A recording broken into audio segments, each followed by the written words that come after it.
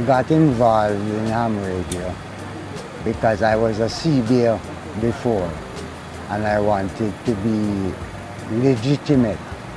You know, we're only allowed 5 watts as a CBA. So I wanted to be more reliable. The noise on CB was too much.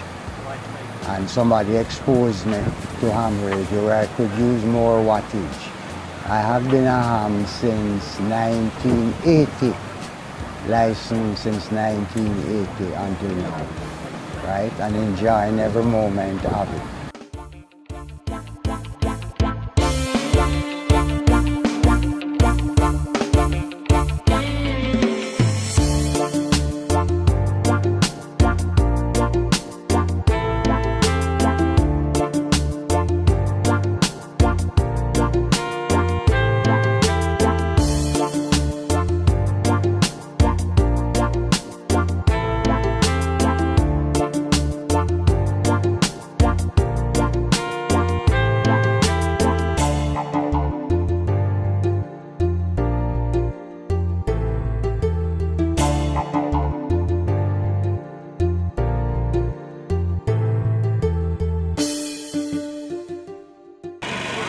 Yeah, this is 655 Charlie Romeo on the field day side. You know, it's a low there.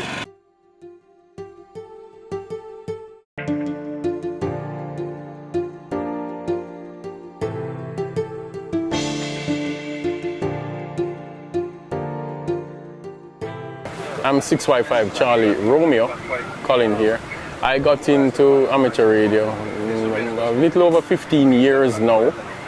Started out in CB, which is Citizen Band, and that is limited as compared to amateur radio. So when you are enthused, when you like two-way communication and you see a way where you can talk to people all over the world, much more countries with much more frequencies, you have much more options, then certainly you would want to get into a field like that. The time when we did it, of course, was when you had to do Morse code or CW, and we had to do an exam, which is in Kingston. Wonderful hobby, still like the hobby, still a great hobby, fantastic hobby, and people have met many people, great people all over the world.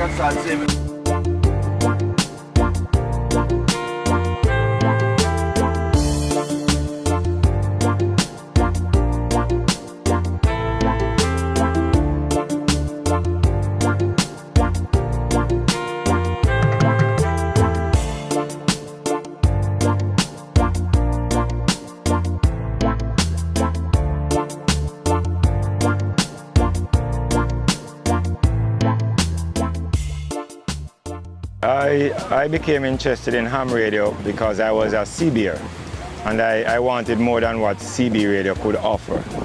And I was introduced to the Jamaica Amateur Radio Association by 6Y5 Papa Victor, who now resides overseas. He told me where the club was and what time was meeting, and I attended the meeting. After 3 meetings, I signed up my membership form. That was in late 1997. In 1998, April, I started the classes, and in September of the same year, I got my license. So I've been a ham for 19 years now. What attracted me the most was being able to meet new people all over the world and introduce Jamaica to them. I have had numerous friends that I have made, and we communicate, if not daily, you know, at least once a week, every week, just to find out how the family is, how's the weather, how is Jamaica, etc. Right?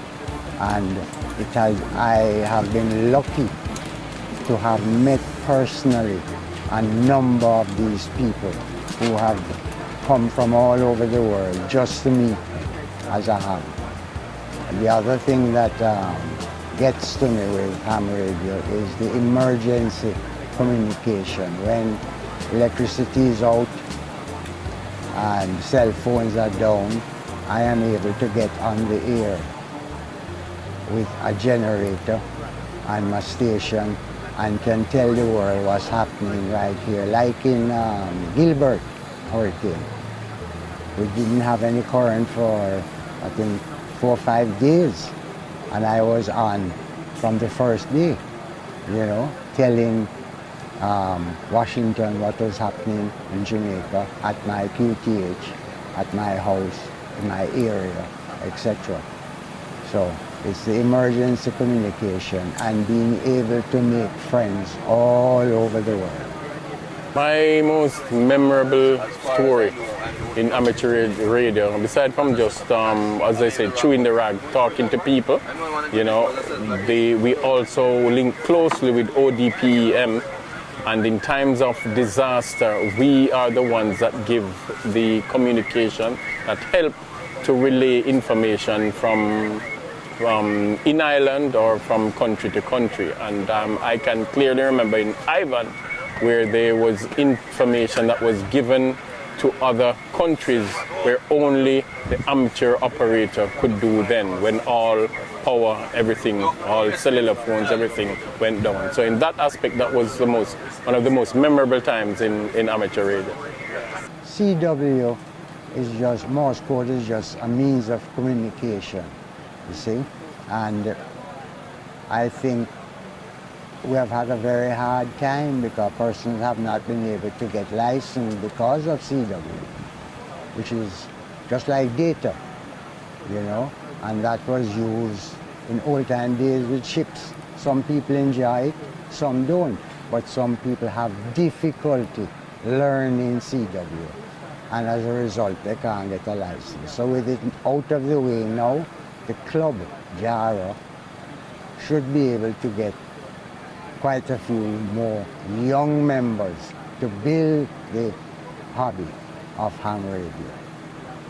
In explaining my hobby to others who are not aware of what the hobby is all about, I would take them back to the basics. Ham radio is about experimenting and sharing technical information with others of like interest. Furthermore, the hobby allows me to meet people of all different nations, countries, culture. It gives me friends all over the world. Anywhere I go in the world, I can find a friend, someone who I have met before on radio. And the next thing about the hobby is the ability to be able to assist in times of disaster and emergency with communication. And when we look at technology where it is today, we still can have failures in terms of a power cut or anything like that. But with ham radio, we still keep going because there are alternative power that we can use to power equipment and still have communication going. My most memorable story is in about 1999 when we had a simulated emergency test being marshaled by 6Y5 Mike, that's Michael Matalan. We were at the Waterford High School in Portmore, and we were simulating an earthquake situation. And just when we declared that the simulated emergency test will begin, we actually had an earthquake. And that made the test, the simulation, seemed real, and that's my most memorable event in ham radio. The technical part, for those who like to build from scratch and are technical minded, a lot of ham radio operators have gone on to become engineers, you know, so it is a stepping stone to that. Where I am concerned, I am not gifted that way, but I love meeting people and introducing my little island to them, right? So it's a fantastic hobby where you can meet people from all over the world. You can learn a new language by talking, for argument's sake, to Spaniards. You can learn Spanish. You can learn French. You know, we can communicate with ham radio, right? It is it's a means to develop yourself to, when you have the time, and you can be there for emergency operation as well, right? A fantastic hobby.